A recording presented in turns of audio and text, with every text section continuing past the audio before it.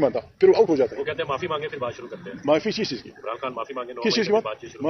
माफी तो बिस्मिल्लाह करें। आए देखिए, पहला मरसला जिन्होंने लगाया वो माफी मांगे, दूसरा मरसला जिन्होंने मांगा माफी मांगे, तीसरा मरसला जिन्होंने मांगा। तोक़ुआत नहीं, मुझे अवाम पे भरोसा है, अवाम इनकलाब ले आएंगे। हम अपील अवाम से कर रहे हैं, अवाम हमारे साथ होंगे।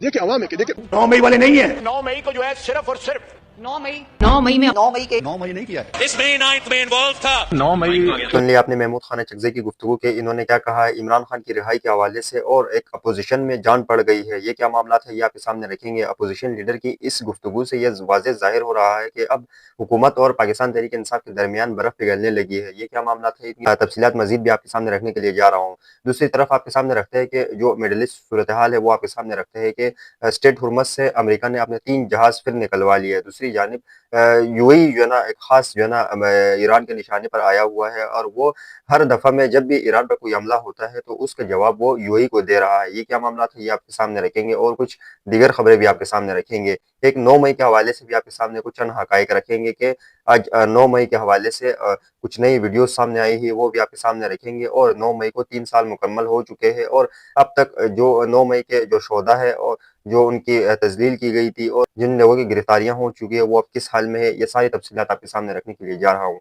सबसे पहले आपके सामने जो रखते हैं वो महमूद खान चकज़ई के हवाले से रखते हैं कि महमूद खान चकज़ई ने आज एक अहम प्रेस कॉन्फ्रेंस की जिसमें उनसे सवाल जवाब हुए। लेकिन इससे ये ज़ाहिर हो रहा है कि किसी तरीके से महमूद खान चकज़ई और हुकूमत के दरमियान कुछ मामलात ऐसे तय पा गए हैं, क्योंकि बहुत से दिनों बाद महमूद खान चकज़ई ने मीडिया से जो है ना गुफ्तगू की है, और उन्होंने हुकूमत पर भी कड़ी तनकीद की है, और उन्होंने हुकूमत की पॉलिसियों पर भी उन्होंने तनकीद की। वो मैं आपके सामने उनके वीडियो क्लिप भी रखूँगा कि उन्होंने क्या-क्या बातें की, वो मैं आपके सामने रखूँगा।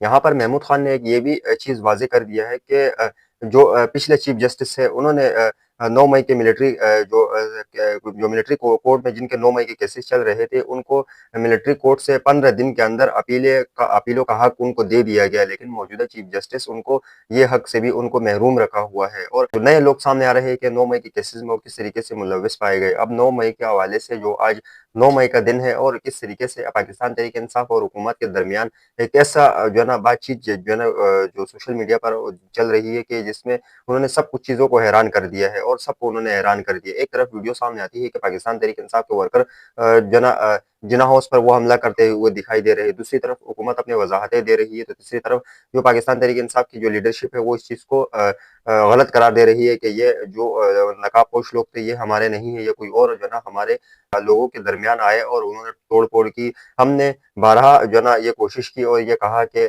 कोई जो है ना इस तरीके से तोड़-फोड़ को करने की कोशिश ना करें, हम पुरअमन रहे और पुरअमन रहेंगे।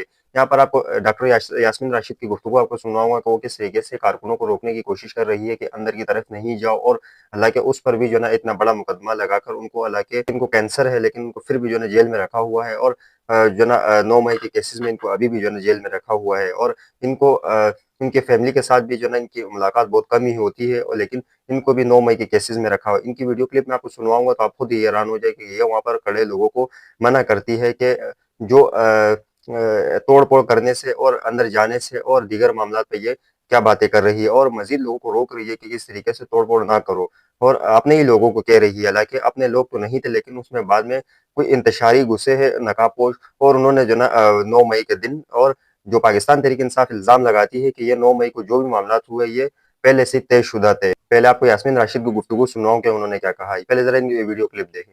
मेहरबानी करके अंदर जाने की बिल्कुल मत कोशिश करें, आप बाहर आ जाएं सारे, हम प्रोटेस्ट करने आए हैं। इसमें जो शरारती सुन लिया आपने यास्मीन राशिद की गुफ्तगू के इन्होंने ये साफ वाज़ेह कर दिया और अपने वर्करों को रोकने की कोशिश की, लेकिन इन पर भी मुकदमा 9 मई का डाला गया कि आप भी 9 मई के तोड़-फोड़ में आप भी मुलविस थे। जिन्ना हाउस जलाओ-गिराओ केसेस में जो है ना उनको मुलविस कर दिया है, और जो पाकिस्तान लेकिन यहाँ पर जो सबसे जो एक अहम बात जो है ना यहाँ पर ये है जिसको पाकिस्तान तहरीक इंसाफ की कई लीडरशिप इस चीज़ का शिकवा कर रहे हैं कि जिन लोगों ने प्रेस कॉन्फ्रेंस की उनको आपने बरी कर दिया, जिन लोगों ने प्रेस कॉन्फ्रेंस नहीं की और इमरान खान के साथ खड़े रहे उनको आप लोगों ने 9 मई में डाल दिया।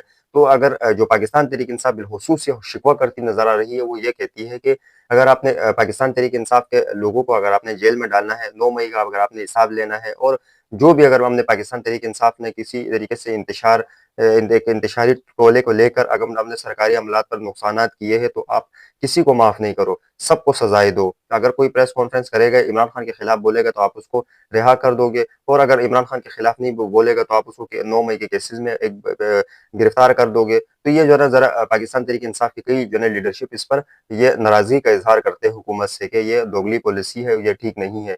अगर आप लोगों ने जो एमएनएज़, एमपीए जो इस्तीफ़ा दे रहे हैं और इमरान खान को छोड़ने की कोशिश कर रहे हैं और प्रेस कॉन्फ्रेंस करके अपनी जान छुड़ाना चाहते हैं 9 मई के केसेस से, और इमरान खान से साथ-साथ छोड़ना चाह रहे हैं, तो उसको आप लोग वेलकम करते हो और उन पर कोई मुकदमा नहीं होता, बल्कि वो अपनी सही ज़िंदगी गुज़ारते हैं। लेकिन अगर इमरान खान के साथ कोई कंधा मिलाकर खड़ा होता है तो आप लोग उसको 9 मई के केसेस में डाल लेते हो। तो ये पाकिस्तान तहरीक इंसाफ के लोग शिकवा करते हैं। लेकिन 3 साल तक किस तरीके से इस अल्फाज को, 9 मई के अल्फाज को दोहराया गया है और किन-किन लोगों ने इस पर जो है ना बातचीत की है, ज़रा ये वीडियो क्लिप देखें। 9 मई का वाकया, 9 मई का वाकया 9 मई को करने वालों 9 मई वाले नहीं है। 9 मई को जो है सिर्फ और सिर्फ 9 मई 9 मई में 9 मई नहीं किया है। इस डे नाइट में इन्वॉल्व था। 9 मई के जो मुजरिम 9-10 मई को 9-10 मई के वाक़े को 9 मई तो नहीं किया था। 9 मई का भी जवाब नहीं देते। सुन लिया कि कितने लोगों ने 9 मई के हवाले से पाकिस्तान तहरीक इंसाफ की मजम्मत की, लेकिन किसी ने यहाँ तक नहीं कहा और हर बंदे ने 9 मई का नाम लिया। और ये कहा यह जाता है कि जितना लोग मोहम्मद अली जिन्ना का नाम नहीं लेते पाकिस्तान में, जितना ये लोग,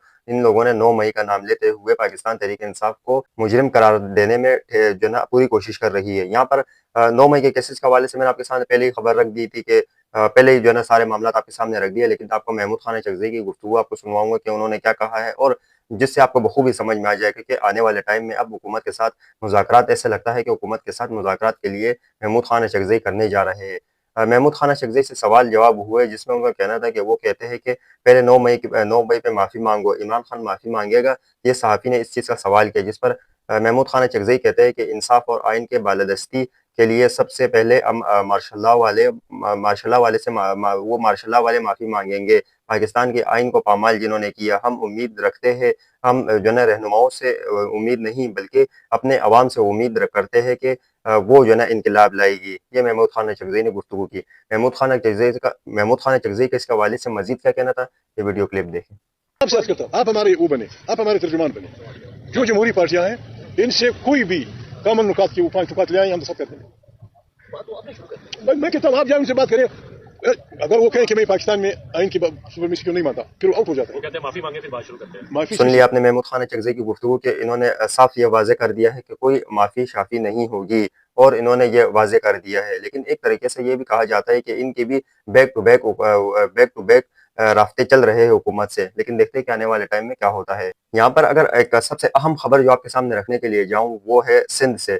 सिंध में मुर्तज़ा वहाब बाइक पर आए, लेकिन उन्होंने हेलमेट नहीं पहनी थी, और हेलमेट ना पहनने की उसकी सहाफ़ियों ने उनको घेरे में ले लिया और तल्ख़ सवालात पूछने लगे, जिस पर मुर्तज़ा वहाब कहते हैं कि इस मामले को उस पर सियासी कार्ड ना खेले।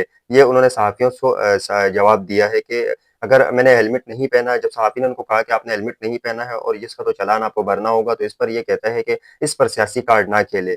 क्योंकि अगर इन्होंने हेलमेट नहीं पहना, अगर किसी बाइक वाला अगर कोई रोड पे होता है तो उनको फौरी तौर पर जो है ना रोक लिया जाता है और बाइक और हेलमेट और लाइसेंस का पूछा जाता है। लेकिन मुर्तज़ा वहाब से किसी ने नहीं पूछा। सहाफ़ी ने इनसे सवाल किया तो इस पर मुर्तज़ा वहाब ने जवाब दिया कि इस पर सियासत ना करे, और जो है ना एक अच्छी जो है ना, और मज़ीद कहते हैं कि जो यहाँ पे इनके जो एक अहम गुफ्तगू जो इन्होंने की है, जिसमें उन्होंने जो अल्फाज अदा किए वो ज़रा सुनने वाले हैं, जो ये कहता है कि मेरे पास हेलमेट ही नहीं है क्योंकि मैं बाइक नहीं चलाता। ऐसे तो अगर देखा जाए तो हर बंदा अगर इसको पुलिस रोकती है तो वो यही कहेगा कि मेरे पास हेलमेट नहीं है, और वो तरह तरह के बहाने बनाकर अपनी जान छुड़ाएगा। ये मुर्तज़ा वहाब से क्या गुफ्तगू हुई है और सहाफ़ियों ने किस तरीके से उनसे सवाल जवाब किए, ये वीडियो क्लिप देखें और हैरान हो जाए। लेकिन हेलमेट नहीं पहने हुए आप, ये चालान तो होगा। ये पहले मैंने कह दिया। हाँ। हेलमेट जो है मैंने इसलिए नहीं पहनी क्योंकि मेरे पास अपनी हेलमेट थी नहीं, क्योंकि मेरी अपनी मोटर बाइक नहीं है, तो अपनी हेलमेट लूंगा ताकि नेक्स्ट टाइम अगर ट्रैवल करूं तो हेलमेट पहन के करूं। भाई नंबर प्लेट भी नहीं है इस पर, रजिस्ट्री हमारी हो गई है, नहीं सिक्योरिटी इशू नहीं होगा इसमें, आपको कोई नजर ना लगाए, बाकी अल्लाह मालिक। मतलब आपने बड़ा अच्छा इनिशिएटिव दिया है, लेकिन यहाँ पर आप देख सकते हैं कि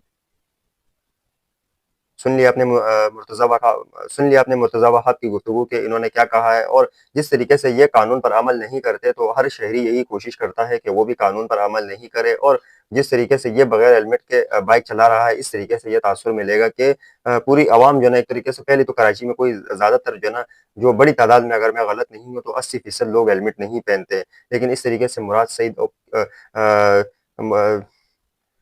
मुर्तज़ा वहाब जैसे लोग अगर इस तरीके से हेलमेट नहीं पहनेंगे तो अवाम भी जो है ना इसी जो हुक्म है उसको मुर्तज़ा वहाब अगर बाइक चलाते हुए हेलमेट नहीं पहनेंगे तो आवाम में क्या तासुर जाएगा, और आवाम क्यों फिर जो है ना इस हेलमेट का पाबंदी करेंगे या लाइसेंस या दीगर चीज़ों का पाबंदी करेंगे। पहले वो तो आवाम तो ज़्यादातर यही सवाल उठाती है, पहले हुक्मरान तो करे, पहले हुक्मरान तो अपने अय्याशियाँ ख़त्म करे तो फिर आवाम करना शुरू करेगी। लेकिन देखते हैं कि आने वाले टाइम पे मुर्तज़ा वहाब है उस पर तनकीद मज़ीद होती है या नहीं। ये थी आज की अहम खबरें जो मैंने आपके सामने रखी है।